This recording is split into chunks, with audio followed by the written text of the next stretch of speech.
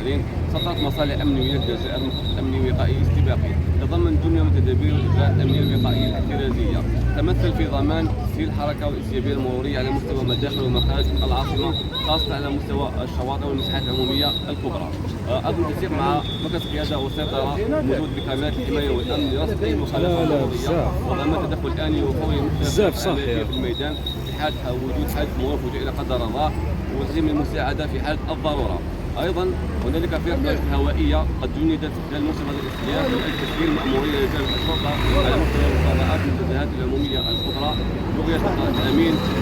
ضمان تامين وسلامه المواطنين. هناك ايضا فرق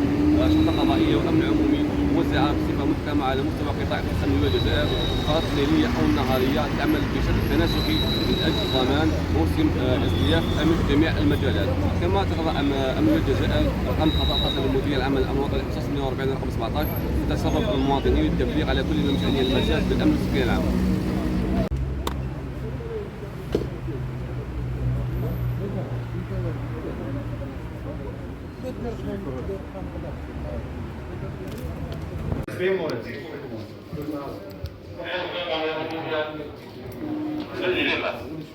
تنين وسبعين هكذا لنا واحد دون فيزوال يفيمي ان كوم سا كاين فيمي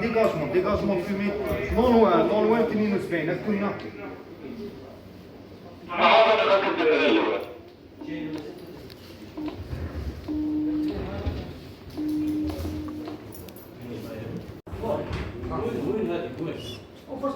تنين وسبعين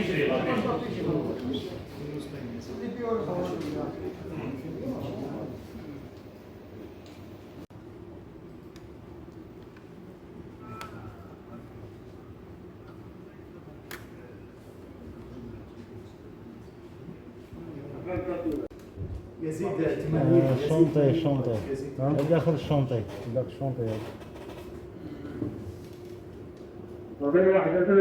يزيد 40 unité نون لوان يزيد 72 انا الله دون فيزوال ديغاجمون فيمي انتونسا غريزون. شوف انا بعثنا معليش 72 المكان زيدوا اكدوا لنا بعثوا لنا يباتريو المكان اكدوا لنا بطبيعه لانسوندي هذا بطبيعه ديغاجمون فيمي داخل الشونطي وصل بيرسو. دونك لا باتريو اللي تقدم جيروفار اكسيوني اون فوا في المكان عطونا عرضها خلاص زمان تيكا شوف لي بومبي